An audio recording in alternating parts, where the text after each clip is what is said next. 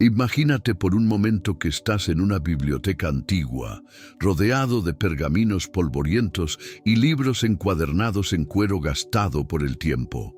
Tus dedos se detienen sobre un texto que jamás has visto en tu Biblia, pero que habla de Jesús, de los patriarcas, de ángeles caídos y secretos que han permanecido ocultos durante casi 2000 años. ¿Te has preguntado alguna vez por qué algunos libros fueron arrancados de las Escrituras? ¿Por qué existen evangelios que mencionan enseñanzas secretas de Cristo que ni siquiera Pedro conocía? ¿O por qué hay textos que revelan una versión completamente diferente de la infancia de Jesús, donde realizaba milagros, pero también maldecía a quienes lo ofendían? La verdad es que la Biblia que tienes en tus manos no siempre fue así. Durante 3 siglos después de la muerte de Cristo, docenas de libros circulaban entre las primeras comunidades cristianas, siendo leídos, estudiados y venerados como palabra sagrada. Pero en el siglo IV, hombres poderosos decidieron qué podías leer y qué debía permanecer para siempre en las sombras. Algunos de estos textos fueron considerados tan peligrosos que fueron prohibidos, escondidos y sus copias quemadas. Sin embargo, sobrevivieron. Y lo que revelan podría cambiar tu comprensión de la fe para siempre. Hoy descubrirás los oscuros motivos por los cuales estos libros sagrados fueron eliminados de la Biblia y por qué hay quienes no quieren que conozcas su contenido. Prepárate para un viaje que te llevará desde los evangelios secretos que desafían todo lo que creías saber sobre Jesús, hasta los libros que hablan de ángeles rebeldes y gigantes que una vez caminaron sobre la tierra. Esta no es solo una lección de historia, es el descubrimiento de verdades que han permanecido silenciadas durante milenios. Te encuentras en el año 325 después de Cristo, en la ciudad de Nicea, donde cientos de obispos y líderes religiosos se han reunido bajo la autoridad del emperador Constantino. El aire está cargado de tensión y debates acalorados resuenan por los pasillos de mármol. No estás presenciando una simple reunión eclesiástica, sino el momento que cambiaría para siempre el destino de la cristiandad. En sus manos sostienen rollos de pergamino, algunos manchados por el tiempo, otros recién copiados. Estos hombres no solo debaten sobre la naturaleza divina de Cristo, también deciden qué textos merecen ser preservados para las generaciones futuras y cuáles deben desaparecer para siempre. Cada libro que rechazan lleva consigo enseñanzas, historias y revelaciones que millones de cristianos consideraban sagradas. Imagina el peso de esa responsabilidad, el poder de determinar qué parte de la palabra divina permanecerá y qué parte será condenada al olvido. La Biblia que conoces hoy no nació de manera espontánea ni fue entregada completa desde el cielo.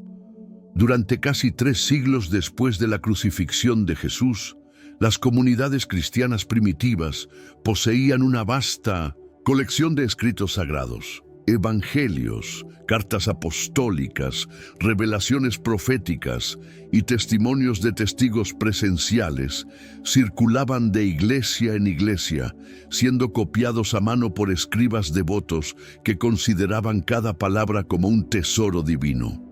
En las sinagogas convertidas y en las casas donde se reunían los primeros seguidores de Cristo, estos textos eran leídos con la misma reverencia que otorgamos hoy a los evangelios canónicos. Las madres enseñaban a sus hijos las parábolas del Evangelio de Tomás. Los ancianos relataban las visiones del libro de Enoque, y los predicadores citaban las profecías de los testamentos de los 12 patriarcas como si fueran parte integral de las Escrituras. Pero a medida que el cristianismo se expandía por el Imperio Romano, surgía una necesidad urgente de unificar la doctrina. Las diferentes comunidades habían desarrollado interpretaciones diversas de la fe, algunas influenciadas por filosofías griegas, otras por tradiciones judías místicas y muchas por revelaciones que no todos los líderes consideraban auténticas. Esta diversidad, que inicialmente había enriquecido la fe cristiana, ahora se percibía como una amenaza para la unidad de la Iglesia.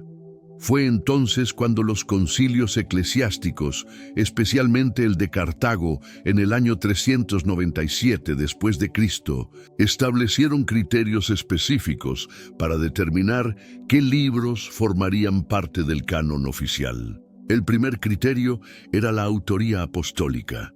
El texto debía ser atribuido a un apóstol directo de Jesús o a alguien con conexión directa con los 12.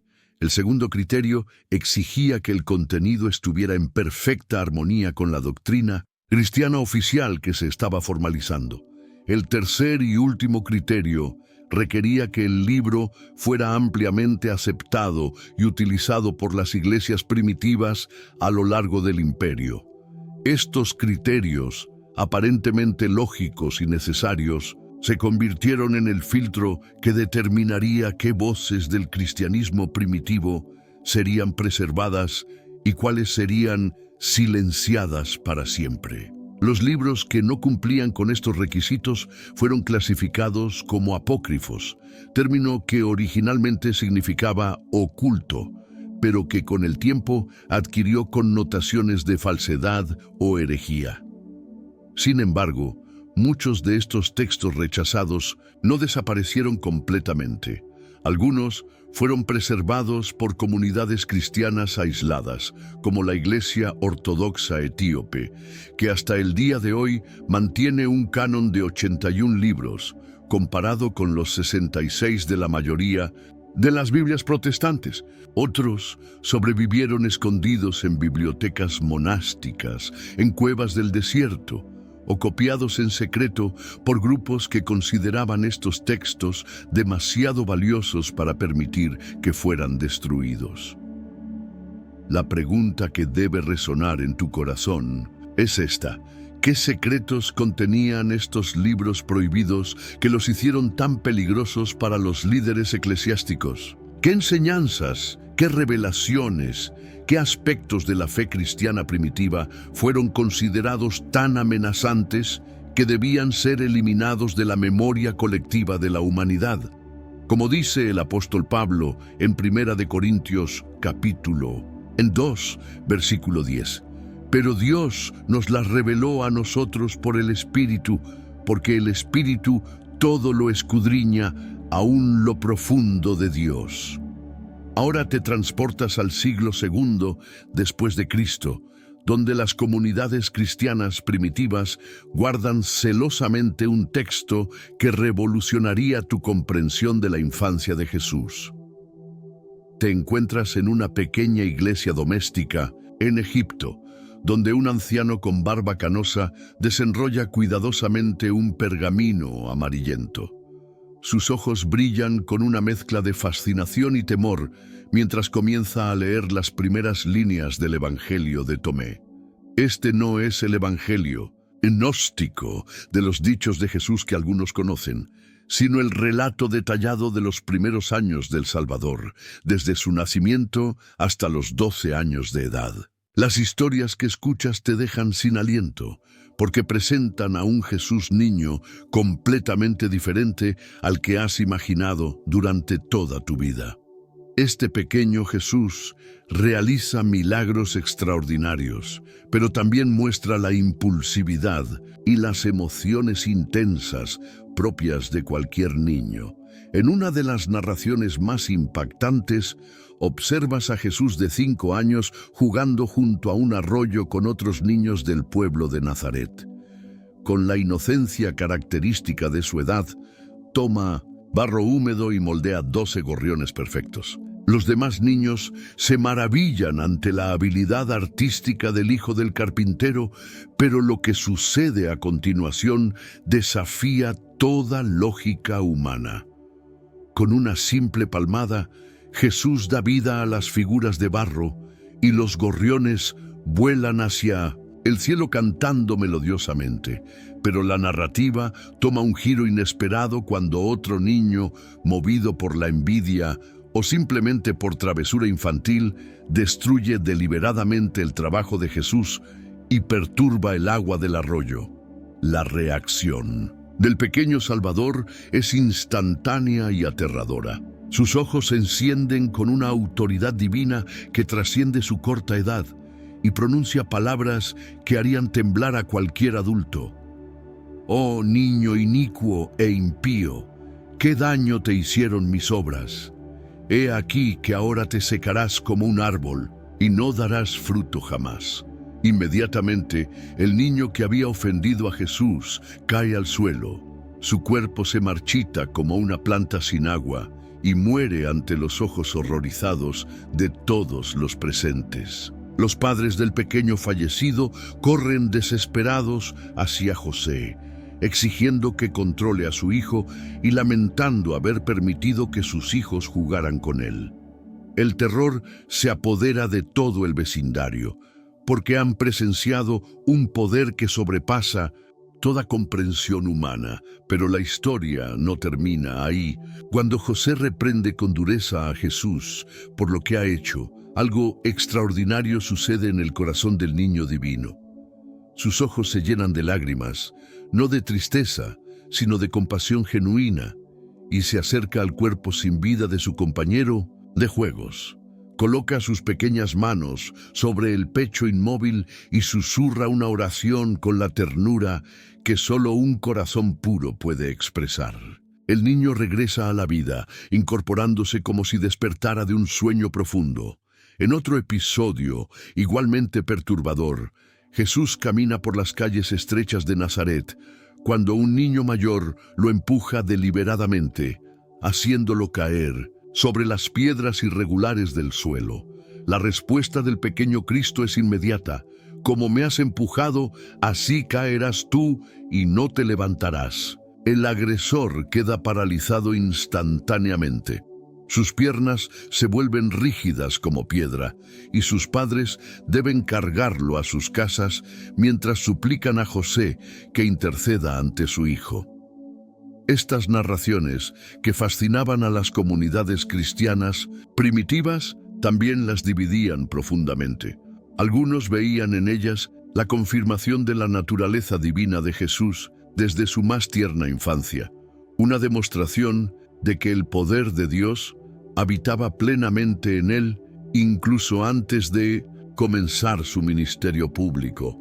Otros, sin embargo, se sentían profundamente perturbados por la aparente falta de misericordia en algunas de las acciones del niño Jesús.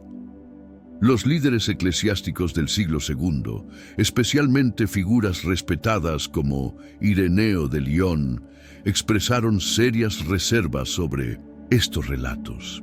Argumentaban que la imagen de un Jesús infantil capaz de matar por impulso contradecía fundamentalmente la enseñanza del Nuevo Testamento sobre el carácter manso y compasivo del Salvador.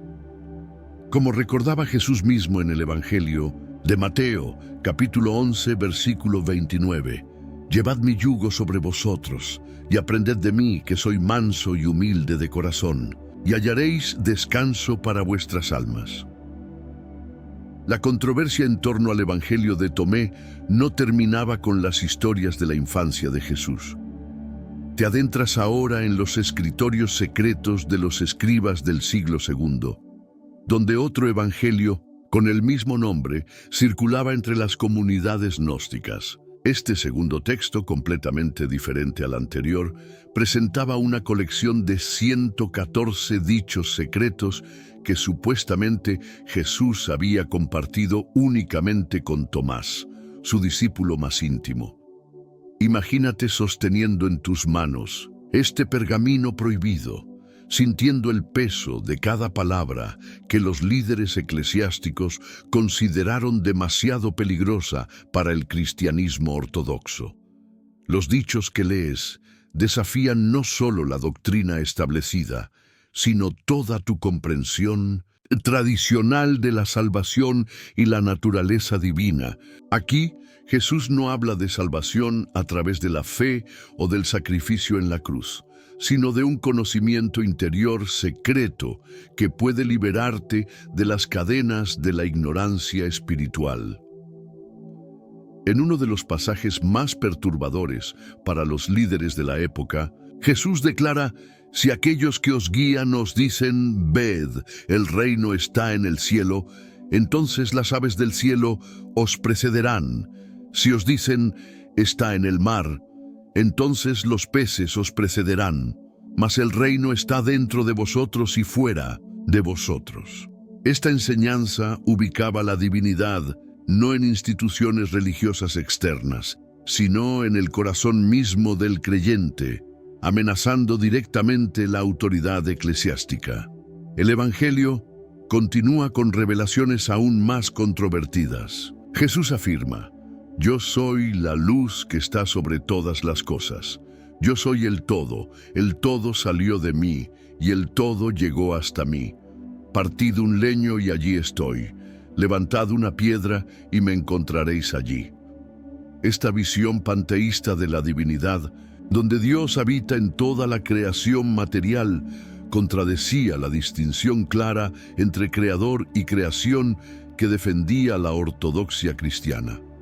Pero quizás el aspecto más amenazante de este evangelio era su enfoque en la experiencia mística, personal por encima de la doctrina eclesiástica. Jesús enseña: aquel que beba de mi boca se volverá como yo, y yo mismo me convertiré en él, y las cosas ocultas le serán reveladas.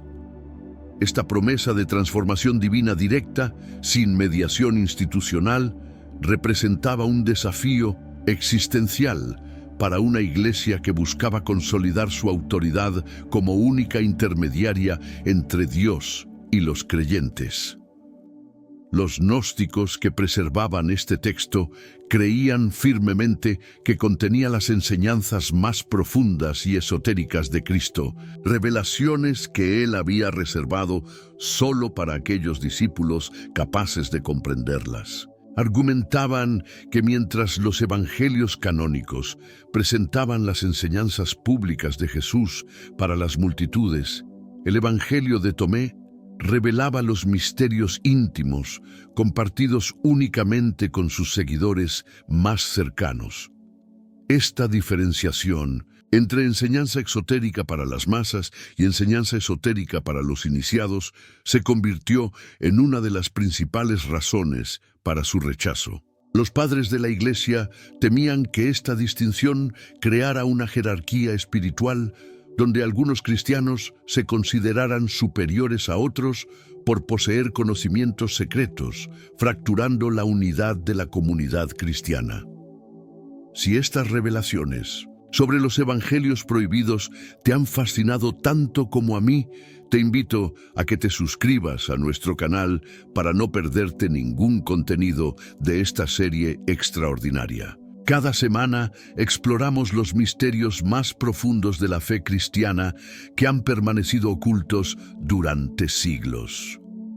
El proceso de rechazo del Evangelio de Tomé no fue inmediato ni unánime. Durante décadas, comunidades enteras lo consideraban parte integral de las Escrituras, citándolo en sus sermones y copiándolo con la misma reverencia que otorgaban a los evangelios de Mateo, Marcos, Lucas y Juan. Algunos eruditos modernos argumentan que ciertos dichos contenidos en este evangelio podrían ser tan antiguos como los que encontramos en los evangelios canónicos. Sin embargo, para el siglo IV, la presión por unificar la doctrina cristiana había alcanzado un punto crítico. El emperador Constantino necesitaba una religión cohesiva que pudiera servir como elemento unificador de su vasto imperio, y los múltiples evangelios, con enseñanzas contradictorias, representaban un obstáculo para esa visión.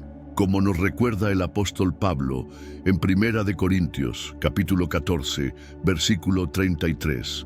Pues Dios no es Dios de confusión, sino de paz, como en todas las iglesias de los santos. Te encuentras ahora en una cueva secreta cerca de Nag Hammadi, Egipto, en el año 367 después de Cristo. Monjes cristianos ortodoxos corren desesperadamente para esconder sus textos más preciados antes de que lleguen los soldados del patriarca Atanasio de Alejandría, quien ha ordenado la destrucción de todos los evangelios que no estén en su lista oficial de libros canónicos. Entre sus manos temblorosas sostienen un códice de papiro que contiene uno de los evangelios más revolucionarios jamás escritos: el Evangelio de María Magdalena. Este texto, compuesto en el siglo II, presenta una visión completamente diferente del papel de las mujeres en el cristianismo primitivo y revela aspectos de la relación entre Jesús y María Magdalena que desafiaban todos los fundamentos del orden eclesiástico masculino. Cuando los monjes leen en voz alta sus páginas, sus voces tiemblan, no solo por el miedo a la persecución, sino por la magnitud de las revelaciones que contiene. El Evangelio comienza con una escena posterior a la resurrección, donde Jesús se aparece a sus discípulos para impartir enseñanzas finales antes de ascender definitivamente al Padre. Pero cuando el Salvador desaparece, los discípulos no experimentan la paz y la certeza que esperarías, sino que se sienten abrumados por el terror y la desesperanza. Pedro, tradicionalmente presentado como el líder del grupo apostólico, se lamenta amargamente. ¿Cómo podremos ir a los gentiles y predicar el evangelio del reino del Hijo del Hombre? Si no lo perdonaron a él, ¿cómo nos van a perdonar a nosotros? Es en este momento de crisis cuando María Magdalena emerge como la figura central del liderazgo. Con una autoridad espiritual que sorprende a todos los presentes, ella se acerca a sus hermanos desalentados y les dice: «No lloréis, no os aflijáis ni dudéis más, porque su gracia estará completamente con vosotros y os protegerá. Más bien alabemos su grandeza, pues nos ha preparado y nos ha hecho verdaderamente humanos». Sus palabras transforman instantáneamente el ambiente de desesperación en esperanza renovada. Pero lo que sucede a continuación revoluciona completamente tu comprensión de la dinámica entre los apóstoles. Pedro, reconociendo la sabiduría y fortaleza espiritual de María, le ruega que comparta con ellos las enseñanzas secretas que Jesús le había revelado en privado. «Hermana», le dice con humildad, «sabemos que el Salvador te amaba más que a las demás mujeres.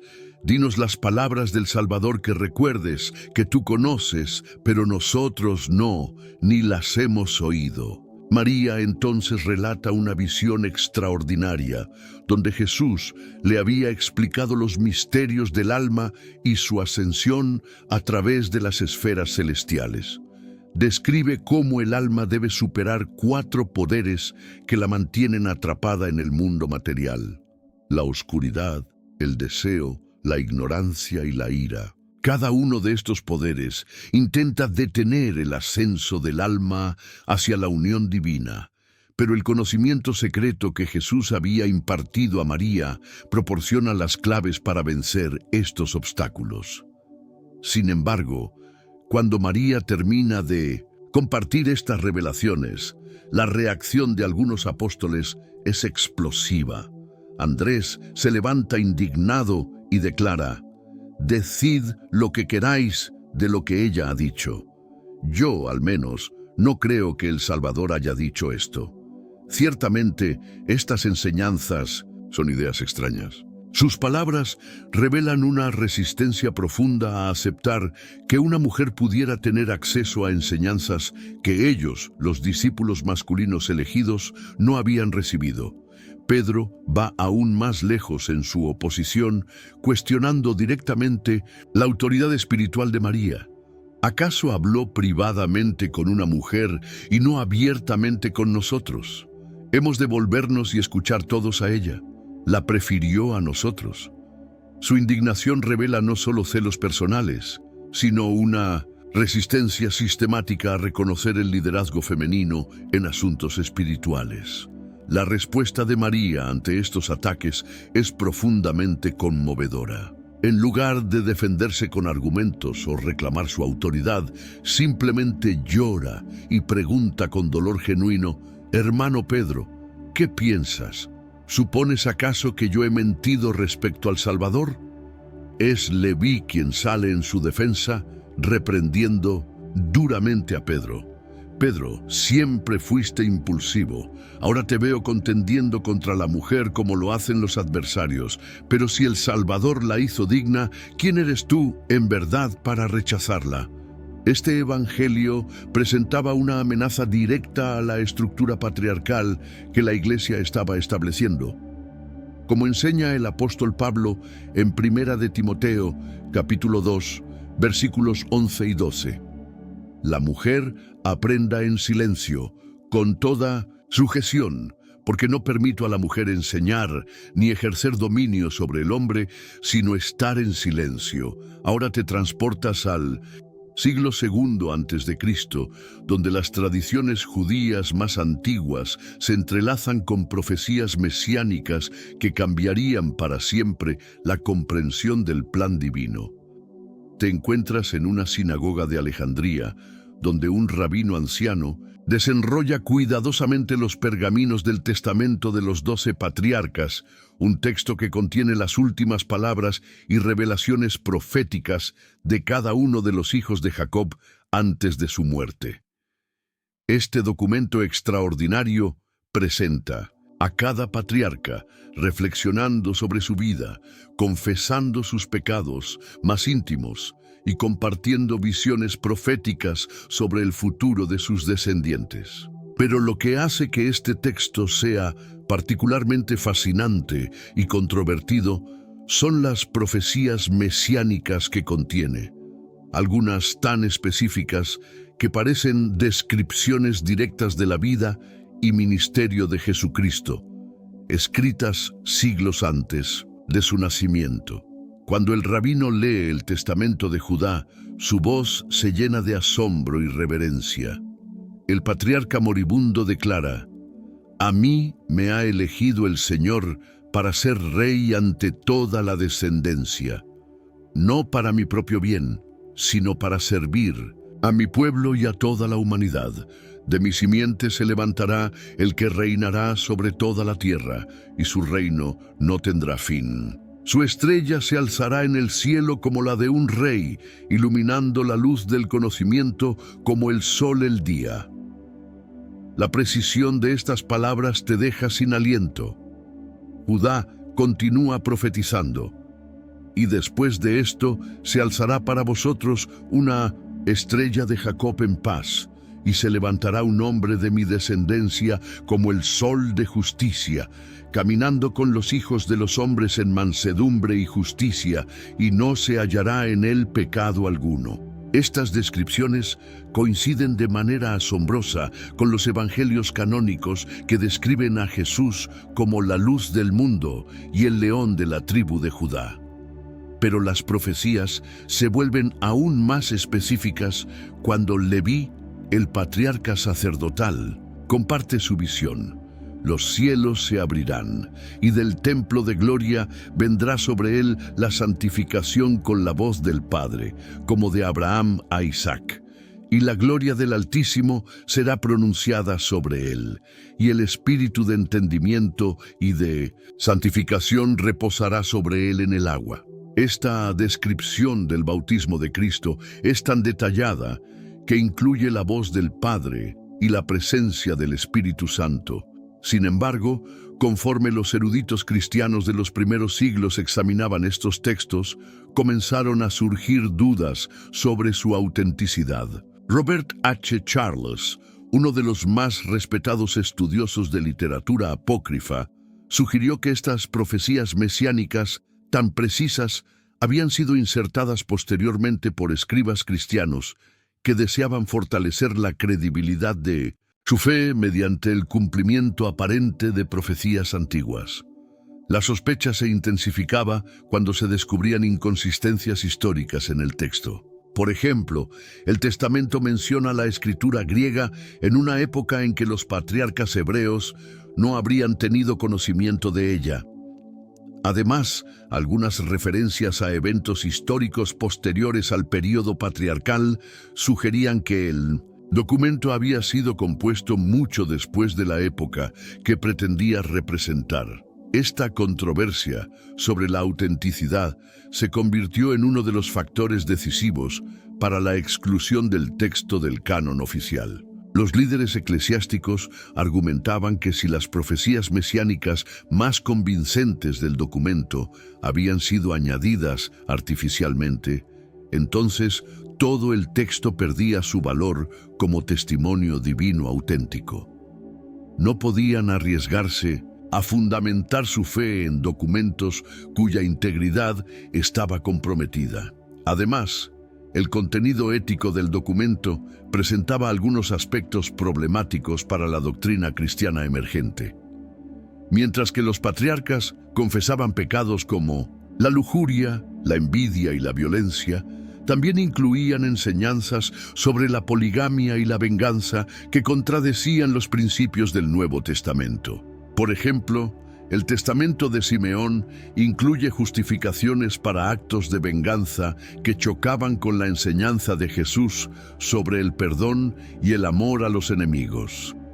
El Testamento de Rubén aborda temas de inmoralidad sexual con una franqueza que incomodaba a los líderes religiosos conservadores. Sus confesiones detalladas sobre tentaciones carnales y las consecuencias de sus actos proporcionaban material que podría ser malinterpretado o utilizado para justificar comportamientos que la Iglesia buscaba condenar. A pesar de estas controversias, muchas de las enseñanzas éticas contenidas en los testamentos eran profundamente inspiradoras y consonantes con la moral cristiana. Los patriarcas enfatizaban la importancia de la justicia, la misericordia, la humildad y el cuidado de los pobres y necesitados. Sus exhortaciones a vivir vidas santas y a buscar la reconciliación con Dios resonaban perfectamente con las enseñanzas apostólicas. Como nos recuerda el profeta Jeremías en el capítulo 23, versículo 29, «No es mi palabra como fuego, dice Jehová, y como martillo que quebranta la piedra». La palabra auténtica de Dios posee un poder transformador que no requiere de artificios humanos para validar su autoridad divina.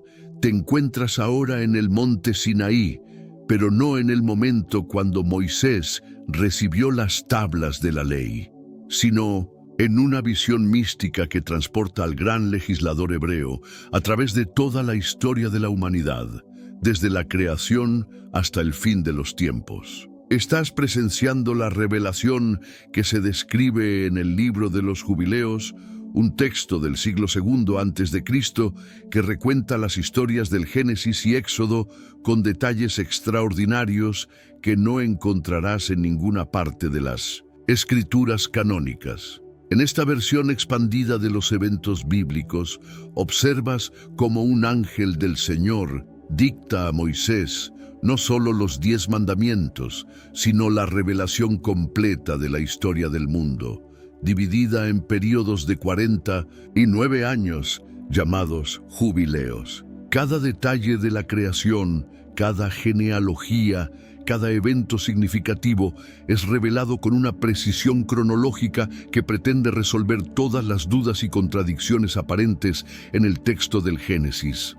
El libro afirma categóricamente que Moisés recibió esta revelación completa durante los 40 días que permaneció en el monte Sinaí, y que todo lo que escribió en el Pentateuco provino directamente de esta visión divina. Según este texto, Dios no solo mostró a Moisés los eventos pasados desde la creación de Adán, sino también los eventos futuros hasta el establecimiento del reino mesiánico en la tierra. Una de las revelaciones más fascinantes del libro se refiere al calendario sagrado. Mientras lees estas páginas antiguas, descubres que según los jubileos, Dios estableció un calendario solar perfecto de 364 días, dividido en 4 estaciones exactas de 91 días cada una con 52 semanas perfectas. Este calendario, argumenta el texto, es el único sistema cronológico aprobado por el cielo, y alterarlo constituye una profanación de las festividades sagradas. El autor del libro expresa una indignación profética contra aquellos que adoptan calendarios diferentes. Todos los hijos de Israel olvidarán el camino de los años, y no encontrarán más el sendero de los meses, y profanarán las estaciones y los sábados, y toda la ordenanza de los años será olvidada por ellos. Esta condena se extiende específicamente a los judíos que habían adoptado el calendario lunar babilónico después del exilio. Pero las implicaciones de esta revelación calendárica van mucho más allá de simples cálculos astronómicos. El texto sostiene que celebrar las festividades sagradas en fechas incorrectas equivale a adorar en vano, y que solo aquellos que observen el calendario solar verdadero podrán experimentar la bendición divina completa. Esta enseñanza creaba un dilema teológico imposible para los judíos de la época, que ya habían establecido sus tradiciones religiosas basadas en el calendario lunar.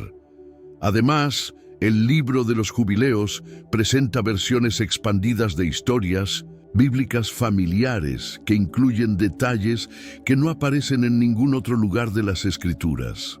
Por ejemplo, cuando lees sobre la historia de Abraham, descubres que su padre Taré no solo era fabricante de ídolos, sino que murió como resultado directo de la destrucción sobrenatural de sus dioses falsos. El libro relata cómo Abraham, movido por revelación divina, destruyó los ídolos de su padre con fuego celestial, y cómo este acto provocó la muerte instantánea de Taré. La narrativa sobre el diluvio también incluye elementos únicos. Según los jubileos, Noé no solo construyó el arca según las instrucciones divinas, sino que también recibió un libro de medicina herbal dictado directamente por los ángeles. Este conocimiento médico le permitió curar enfermedades y prolongar la vida humana después de la catástrofe mundial. El texto afirma que este libro de medicina angelical fue transmitido de generación en generación hasta llegar a Salomón, explicando así la sabiduría médica extraordinaria del rey. Otra revelación sorprendente se refiere a los idiomas humanos. El libro explica que antes de la Torre de Babel, toda la humanidad no solo hablaba el mismo idioma, sino que este idioma era el hebreo, el lenguaje original de la creación que Dios había utilizado para dar nombres a todas las criaturas en el Edén. Según esta perspectiva, la confusión de lenguas en Babel no fue la creación de nuevos idiomas, sino la corrupción y fragmentación del lenguaje divino original. Estas expansiones narrativas, aunque fascinantes, presentaban problemas serios para los eruditos bíblicos posteriores. Muchas de las adiciones no tenían paralelos en otras fuentes antiguas confiables, y algunas contradecían directamente tradiciones rabínicas bien establecidas. Los rabinos se preguntaban si era apropiado aceptar como auténticas revelaciones que no podían ser verificadas por testimonios independientes. El aspecto más problemático del libro era su insistencia absoluta en la observancia del calendario solar. Adoptar esta enseñanza habría requerido una revolución completa del sistema religioso judío, cambiando las fechas de la Pascua, el día de la expiación y todas las demás festividades sagradas. Como nos recuerda el Salmo 119, versículo 160, La suma de tu palabra es verdad y eterno es todo juicio de tu justicia. Te encuentras ahora en una biblioteca de Alejandría en el siglo I a.C., donde eruditos judíos helenizados debaten acaloradamente sobre un conjunto de textos que han dividido a su comunidad religiosa. Sobre la mesa de mármol reposan los rollos de los libros de los Macabeos, crónicas épicas de heroísmo, resistencia y fe que relatan la lucha desesperada del pueblo judío contra la opresión religiosa del Imperio Seleucida.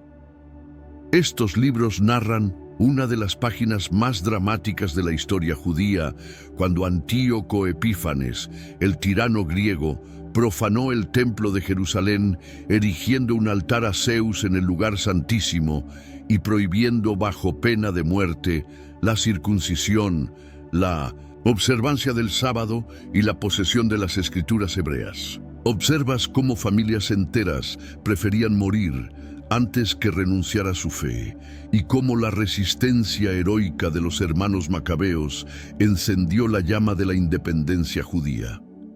Pero lo que hace que estos libros sean particularmente controvertidos no son sus relatos históricos, sino las doctrinas teológicas que contienen. Cuando lees el segundo libro de Macabeos, descubres enseñanzas sobre la oración por los muertos que revolucionarían la comprensión judía tradicional del más allá. El texto relata cómo Judas Macabeo ordenó que se ofrecieran sacrificios por los soldados judíos que habían muerto en batalla llevando amuletos paganos ocultos bajo sus túnicas. El autor del libro interpreta este evento con una claridad teológica que te deja asombrado.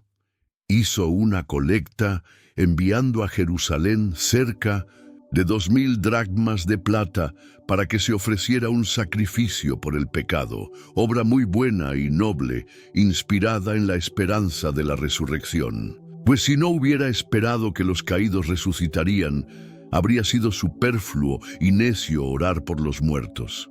Esta enseñanza sobre la efectividad de las oraciones y sacrificios por los muertos representaba una innovación teológica revolucionaria en el judaísmo. Hasta ese momento, las escrituras hebreas no contenían referencias claras a la posibilidad de que los vivos pudieran influir en el destino eterno de los fallecidos mediante actos religiosos. La idea de un estado intermedio, donde las almas podían beneficiarse de las oraciones terrestres, era completamente nueva. Además, los libros de Macabeos presentan la doctrina de la resurrección corporal con una claridad y detalle que no encuentra paralelos en los libros más antiguos del Tanakh. Durante la persecución de Antíoco, 7 hermanos judíos son torturados hasta la muerte por negarse a comer carne de cerdo. Mientras el segundo hermano agoniza, declara proféticamente: «Tú, malvado, nos quitas la vida presente, pero el Rey del universo nos resucitará para una vida eterna a nosotros que morimos por sus leyes». El cuarto hermano, enfrentando su muerte inminente, hace una distinción teológica fundamental.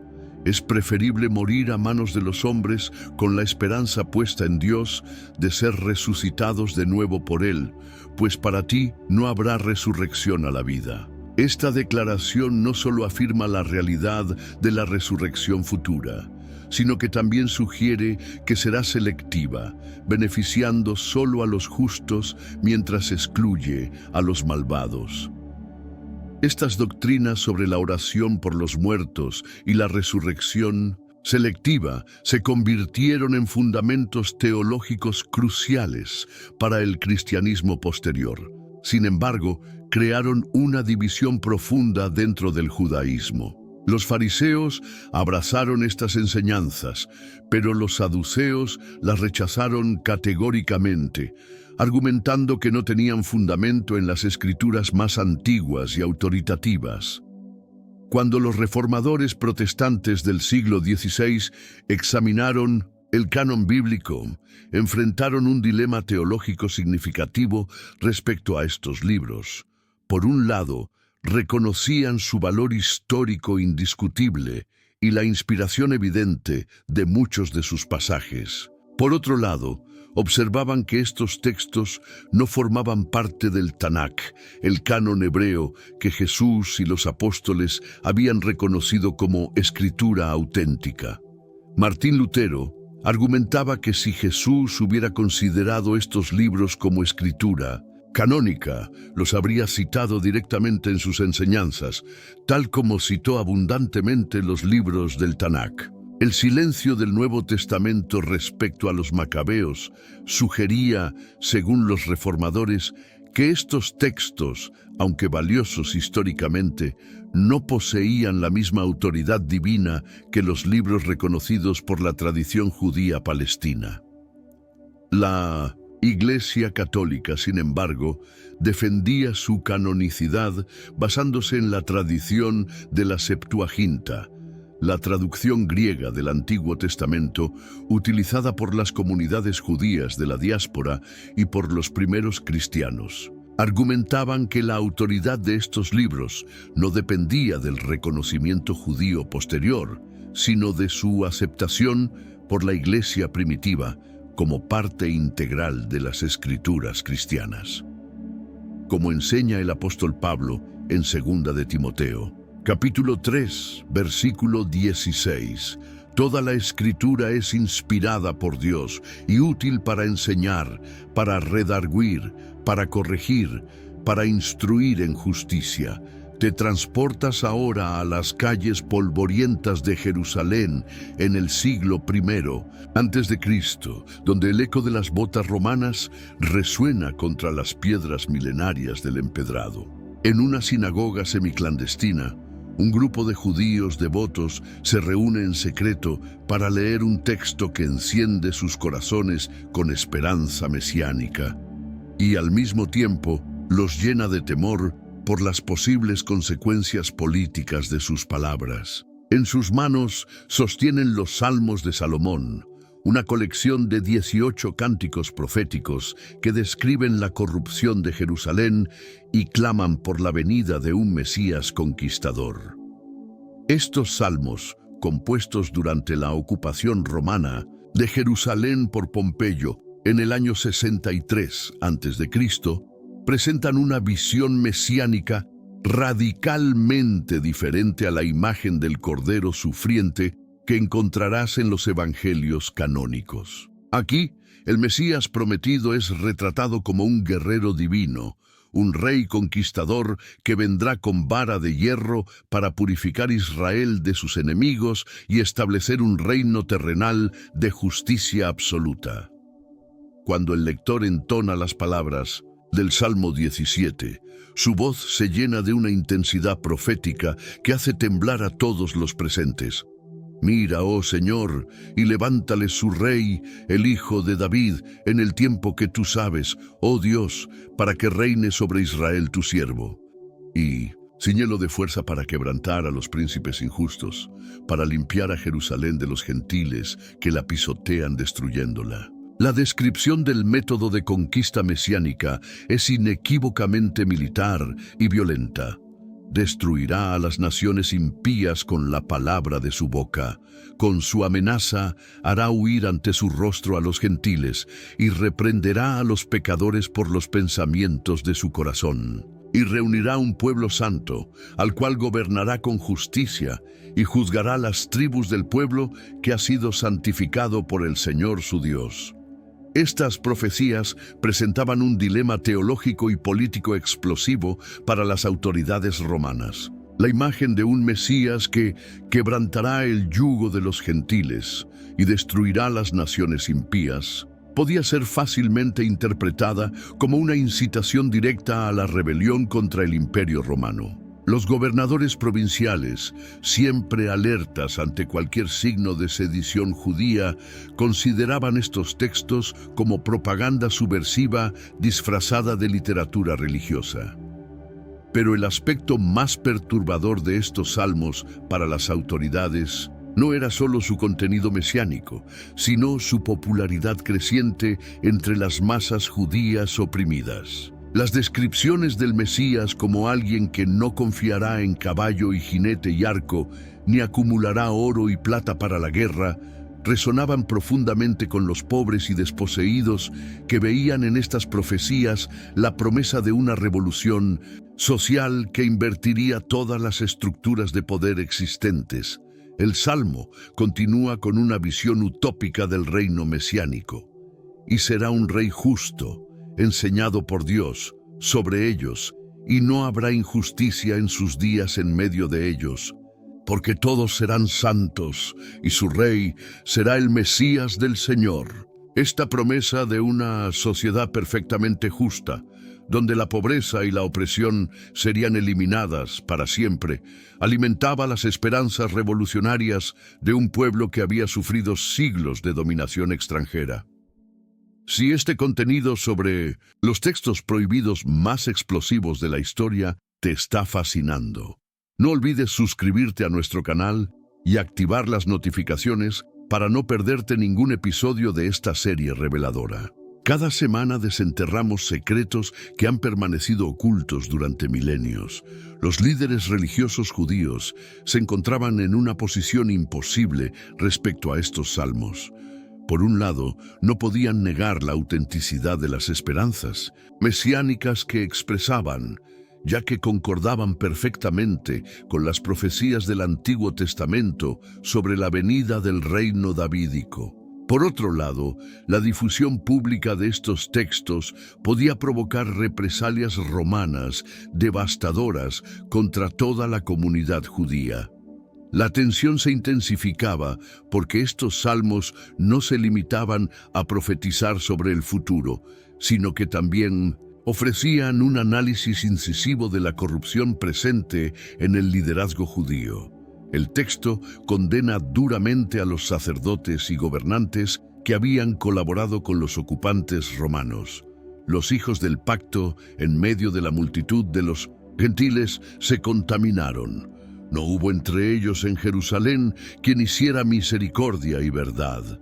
Esta denuncia de la colaboración religiosa con el poder político extranjero creaba una división peligrosa dentro de la misma comunidad judía.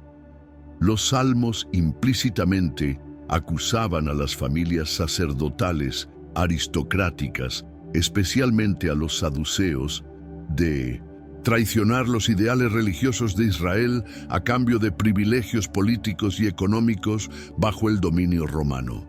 El lenguaje utilizado para describir la purificación mesiánica de Jerusalén era particularmente provocativo.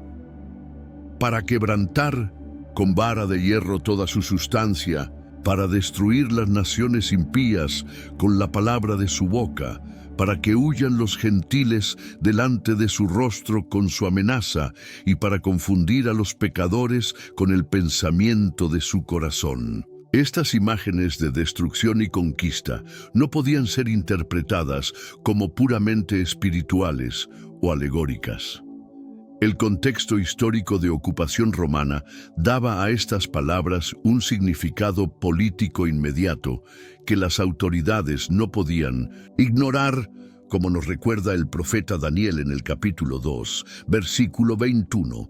Él muda los tiempos y las edades, quita reyes y pone reyes, da la sabiduría a los sabios y la ciencia a los entendidos. Te encuentras ahora en las montañas de Etiopía, en un monasterio ortodoxo donde monjes con túnicas blancas han preservado durante más de 1500 años una tradición bíblica que el resto del mundo cristiano abandonó. Sus bibliotecas contienen 81 libros sagrados, comparados con los 66 que conoces en las Biblias occidentales. Aquí, textos que fueron prohibidos y quemados en Europa y el Medio Oriente siguen siendo leídos, venerados y considerados como palabra auténtica de Dios.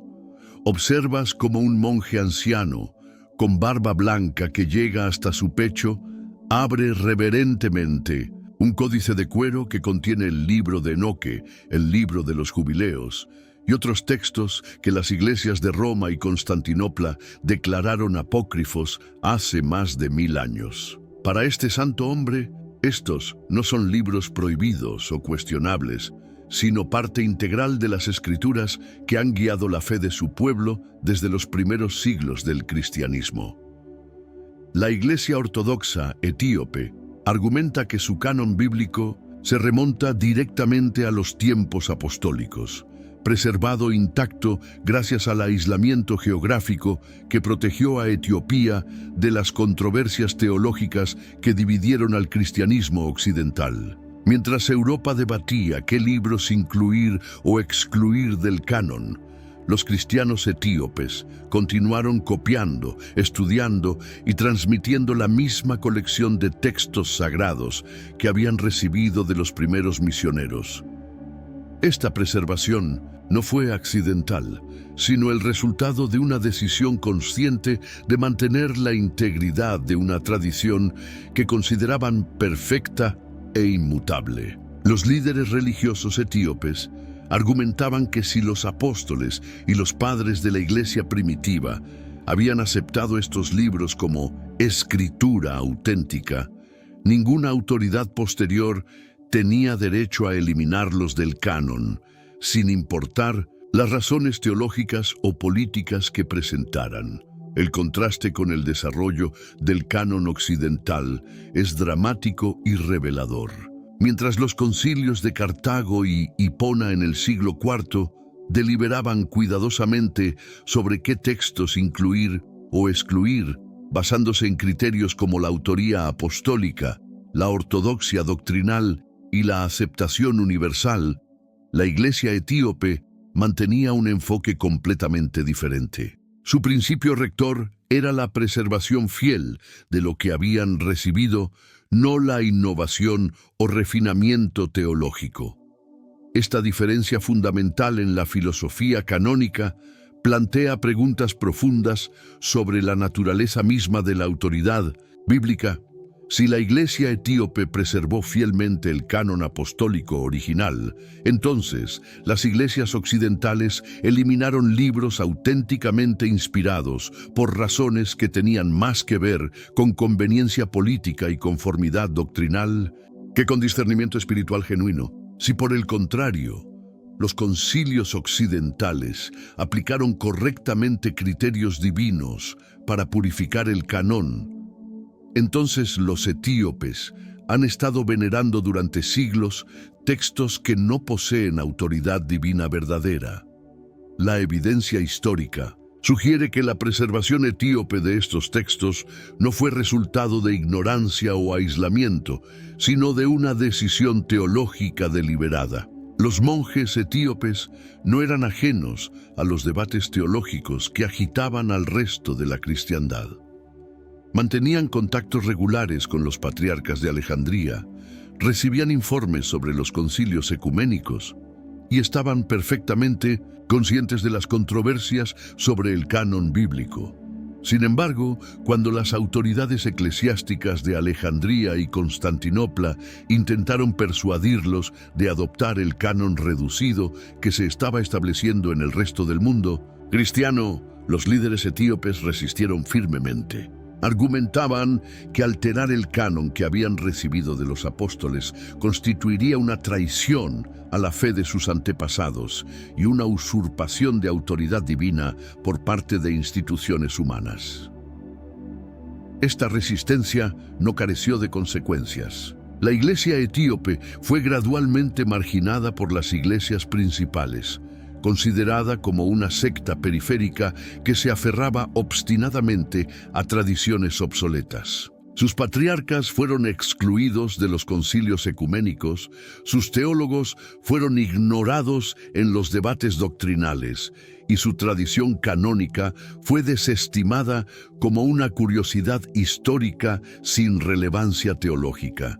Pero la preservación etíope de estos textos ha resultado ser invaluable para los eruditos modernos que buscan comprender el desarrollo temprano del cristianismo. Los libros que las iglesias occidentales eliminaron del canon proporcionan ventanas únicas hacia las creencias, prácticas y esperanzas de las primeras comunidades cristianas.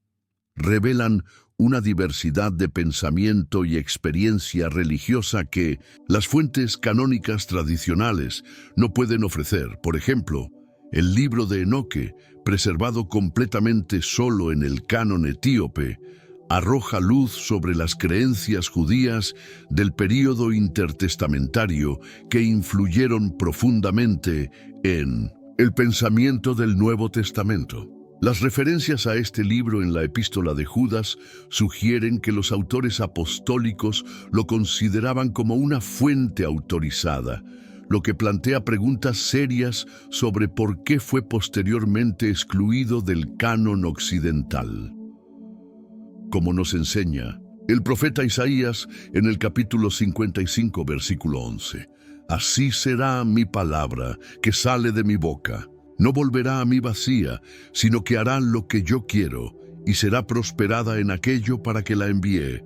Te encuentras ahora en una dimensión que trasciende el tiempo y el espacio, donde Enoque, el séptimo desde Adán, camina con Dios por los corredores del cielo. No has muerto como el resto de la humanidad, sino que has sido arrebatado corporalmente de la tierra para presenciar secretos que están vedados a los ojos mortales. Estás experimentando la visión más extraordinaria y controvertida de todos los libros prohibidos. El libro de Enoque, un texto que revela la verdadera historia de la rebelión angelical y la corrupción antediluviana que provocó el juicio del diluvio universal. Este libro, compuesto entre los siglos III y I a.C., pero atribuido al patriarca antediluviano que, según Génesis 5, versículo 24, caminó con Dios y desapareció porque le llevó Dios. Contiene revelaciones que cambiarían para siempre tu comprensión de la guerra espiritual y el origen del mal en la tierra. Lo que presencias en esta visión mística desafía no solo la cosmología tradicional, sino también las explicaciones convencionales sobre por qué Dios decidió destruir el mundo antiguo con las aguas del diluvio. Observas cómo 200 ángeles, llamados vigilantes, descienden del cielo al monte Hermón durante los días de Jared, el padre de Enoque. Estos seres celestiales, creados originalmente para observar y proteger a la humanidad, han sido seducidos por la belleza de las hijas de los hombres y han decidido abandonar su naturaleza angélica para experimentar placeres carnales prohibidos. Su líder, Semiasa, pronuncia un juramento terrible que compromete a todo el grupo en una rebelión que tendrá consecuencias catastróficas para toda la creación. El libro revela los nombres específicos de estos ángeles caídos y las artes malditas que enseñaron a la humanidad. Azazel, uno de los principales rebeldes, instruye a los hombres en la fabricación de espadas, cuchillos, escudos y corazas, introduciendo la guerra organizada en un mundo que hasta entonces había conocido solo violencia primitiva. Barak y Yal enseña astrología, Cocabel revela los secretos de los signos zodiacales y Chazaquiel imparte conocimiento sobre las nubes y la meteorología. Pero las enseñanzas más peligrosas provienen de otros ángeles caídos que revelan artes ocultas que corrompen el alma humana. Armaros enseña cómo romper encantamientos, Batarjal instruye en astrología, Bezaleel revela los secretos de las nubes y Asbeel enseña los presagios de la luna. Más perturbador aún, algunos ángeles enseñan a las mujeres el uso de cosméticos, joyería y tintes, introduciendo la vanidad y la seducción artificial en la experiencia humana. El resultado de estas enseñanzas prohibidas es una corrupción total de la humanidad antediluviana. Los hombres aprenden a hacer guerra con armas sofisticadas. Las mujeres se dedican a la seducción artificial y toda la sociedad se sumerge en prácticas ocultistas que profanan su relación con el Creador. Pero el aspecto más horrífico de esta rebelión es la descendencia híbrida que producen las uniones entre ángeles y humanas.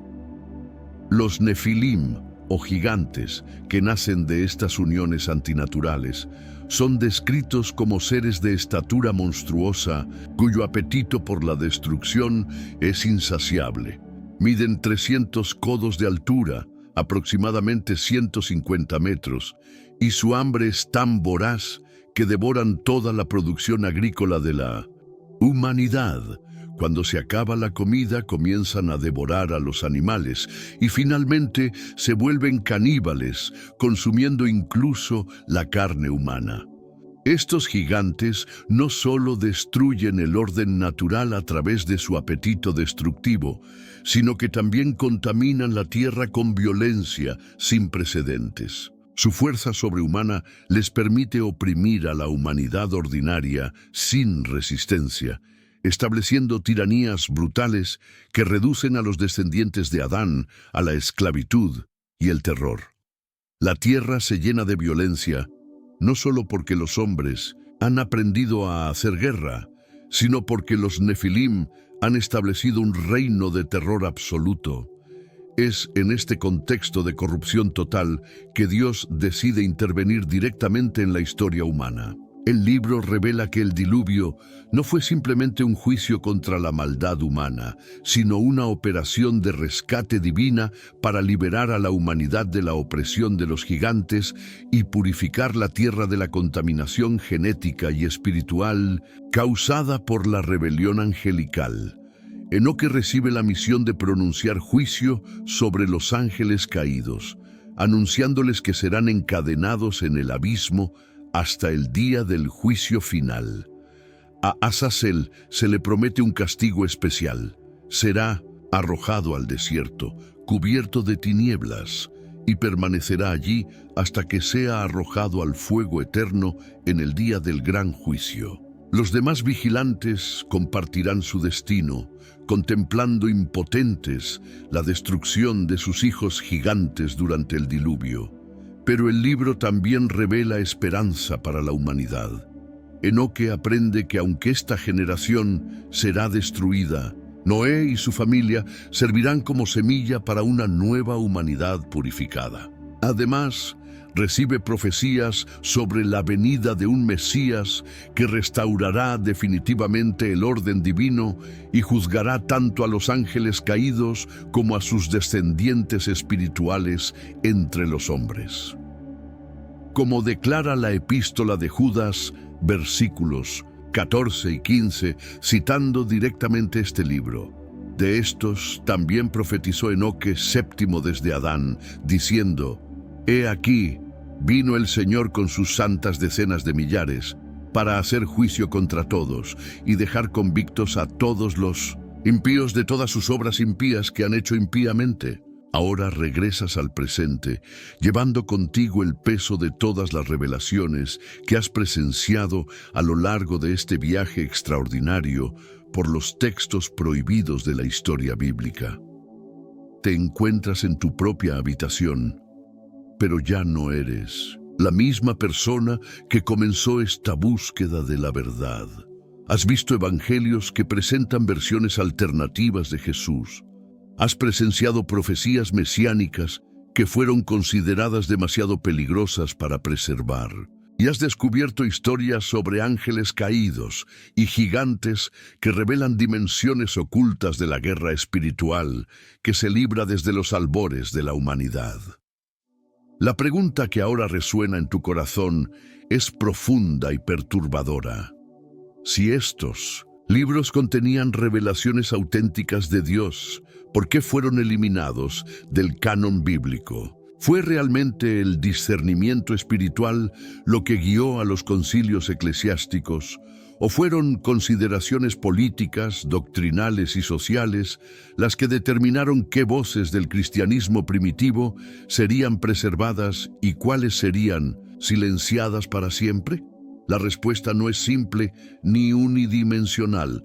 Los líderes de la iglesia primitiva enfrentaban desafíos enormes al intentar preservar la pureza doctrinal mientras el cristianismo se expandía rápidamente por culturas diversas, con filosofías y tradiciones religiosas muy diferentes. Cada texto que circulaba entre las comunidades cristianas ejercía influencia sobre la comprensión de la fe, y algunos de estos textos contenían enseñanzas que podían desviar a los creyentes hacia interpretaciones que los líderes consideraban peligrosas o erróneas. El Evangelio de Tomé sobre la infancia de Jesús, con sus relatos de un niño divino capaz de matar por impulso, amenazaba la imagen fundamental del Salvador como el Cordero Manso de Dios. El Evangelio gnóstico de Tomé, con su énfasis en el conocimiento secreto por encima de la fe sencilla, podía crear divisiones elitistas dentro de las comunidades cristianas.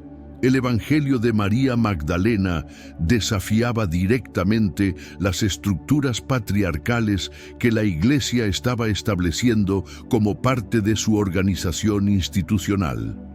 Pero también es innegable que factores políticos y sociales influyeron significativamente en estas decisiones. El Imperio Romano necesitaba una religión unificada que pudiera servir como elemento cohesivo social, no una fe fragmentada por múltiples interpretaciones contradictorias. Los Salmos de Salomón, con sus profecías sobre un Mesías conquistador que destruiría a las naciones gentiles, representaban una amenaza directa a la estabilidad política del imperio. El libro de Enoque, con su cosmología compleja de ángeles rebeldes y dimensiones espirituales, podía alimentar supersticiones y prácticas ocultistas que las autoridades consideraban peligrosas. Sin embargo, el rechazo de estos textos también significó la pérdida de perspectivas valiosas sobre la fe cristiana primitiva. El testamento de los 12 patriarcas, a pesar de sus posibles interpolaciones cristianas, preservaba tradiciones éticas y proféticas que enriquecían la comprensión del trasfondo judío del cristianismo. El libro de los Jubileos ofrecía detalles fascinantes sobre la historia patriarcal, que aunque no necesariamente históricos, reflejaban la manera en que los judíos del período intertestamentario interpretaban su herencia religiosa. Los libros de los Macabeos presentan un caso especialmente complejo, ya que su rechazo por parte de los reformadores protestantes no se basó en dudas sobre su valor histórico o inspiración, sino en criterios técnicos sobre el canon hebraico. Estos libros continuaron siendo considerados escritura auténtica por la Iglesia Católica, demostrando que incluso dentro del cristianismo ortodoxo, no existía consenso absoluto sobre los límites del canon bíblico. La preservación de muchos de estos textos por la Iglesia Ortodoxa etíope añade otra dimensión a esta controversia. Si una tradición cristiana antigua y respetable mantuvo estos libros como parte integral de las Escrituras durante más de 1500 años, ¿sobre qué base pueden otras tradiciones cristianas afirmar definitivamente que carecen de autoridad divina? Quizás la lección más importante de este viaje a través de los libros prohibidos no es que debemos aceptar o rechazar estos textos como escritura auténtica, sino que debemos reconocer la riqueza y diversidad de la fe cristiana primitiva. Estos libros nos recuerdan que el cristianismo no nació como un sistema doctrinal monolítico, sino como un movimiento dinámico lleno de voces diferentes, perspectivas variadas y experiencias espirituales diversas. Lejos de ser simplemente herejías o falsificaciones, muchos de estos textos representan intentos sinceros de comunidades cristianas primitivas de comprender y expresar su fe en Cristo. Sus autores no eran necesariamente engañadores o herejes, sino creyentes devotos que buscaban profundizar su relación con Dios y compartir sus experiencias espirituales con otros. Si este viaje por los misterios de los libros prohibidos ha transformado tu comprensión de la historia cristiana tanto como la mía, te invito a suscribirte a nuestro canal para continuar explorando juntos los secretos más profundos de la fe. Comparte este video con aquellos que buscan verdad más allá de las respuestas tradicionales y no olvides activar las notificaciones para no perderte nuestros próximos descubrimientos. Al final, estos textos prohibidos nos ofrecen un regalo invaluable. Nos recuerdan que la búsqueda de la verdad espiritual es un viaje continuo que requiere humildad, discernimiento y apertura a la guía del Espíritu Santo. Como nos enseña el apóstol Pablo en 1 de Corintios, capítulo 13, versículo 12. Ahora vemos por espejo, oscuramente, mas entonces veremos cara a cara. Ahora conozco en parte, pero entonces conoceré como fui conocido. Gracias por acompañarme en este viaje extraordinario por los libros que el tiempo intentó borrar, pero no pudo silenciar. Que estas revelaciones enciendan en tu corazón una sed aún mayor por la verdad divina. Te espero en el próximo video, que aparecerá en tu pantalla, donde continuaremos desenterrando los misterios más profundos de nuestra fe.